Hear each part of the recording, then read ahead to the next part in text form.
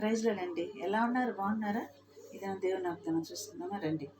పనికి రాని పాత్రనని పారవేయకుమా,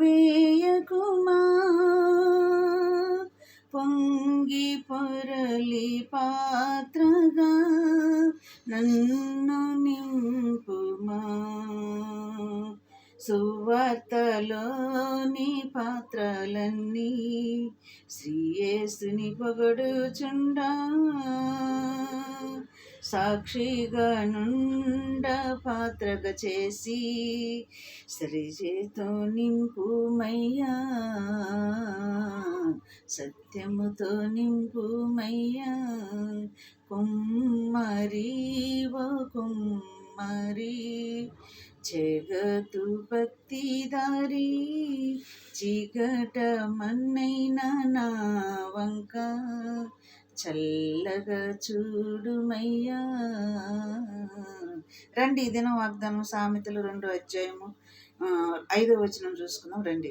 యెహోవా యందు భయభక్తులు కలిగి ఉండుటకు ఎటుదో నీవు గ్రహించుదవు. దేవుణ్ణి గూర్చిన ఈ జ్ఞానము నీకు లభించును.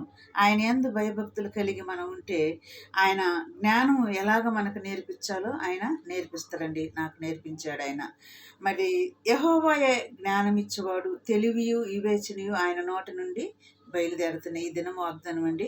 ఇటు వాగ్దానాన్ని బట్టి మనం ప్రార్థన చేద్దాం. దేవుని యందు భయభక్తులు కలిగి ఉంటే అన్నీ ఆయన మనకు నేర్పిస్తాడు. సరేనా?